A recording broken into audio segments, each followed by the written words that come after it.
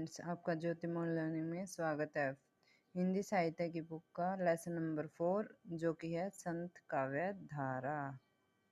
ये करेंगे हम आज बोध क्वेश्चन से स्टार्ट। निम्नलिखित प्रश्नों के सही उत्तर का चुनाव दिए विकल्पों में से कीजिए।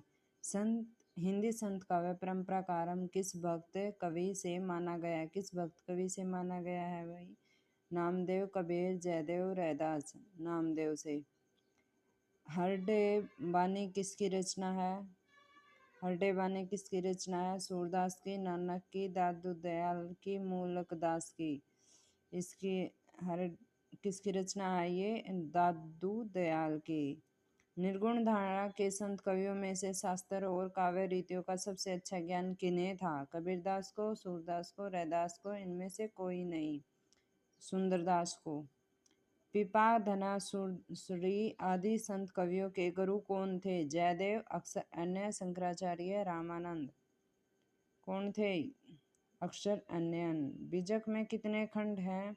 2, 5, 3, 6। कितने खंड हैं? 3। संत काव्य का परिचय दीजिए। अगला क्वेश्चन क्या हमारा? संत काव्य का परिचय दीजिए।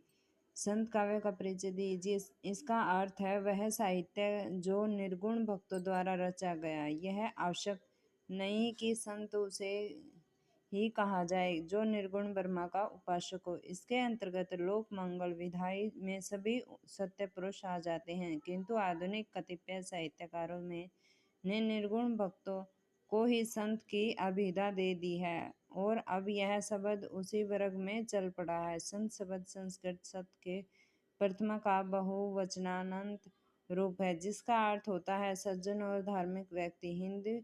हिंदी में साधु पुरुषों के लिए यह शब्द व्यवहार में आया है। कबीर, सूरदास, गोस्वामी, तुलसीदास आदि पुराने कवियों ने इस शब्द का व्यवहार साधु और परोपकारी पुरुष के अर्थ में बहुलांश में किया है और उसके लक्षण भी दिए हैं। लोकोपकारी संत के लिए आवश्यक नहीं है कि यह शास्त्रज्ञ तथा भाषाविद हो, उसका लोकहितकार कार्य ही उसके संतों का मानदंड होता है। हिंदी साहित्यकारों में जो निर्गुण संत हुए उनमें अधिकांश अनपढ़ व अशिक्षित ही थे। शास्त्रीय ज्ञान का आधार न होने के कारण ऐसे लोग अपने अनुभव की ही बातें कहने को बाध्य थे। अतः इनमें सीमित अनुभव बहुत सी ऐसी बातें हो सकती हैं जो शास्त्रीय के प्रतिकूल ठहरे हैं।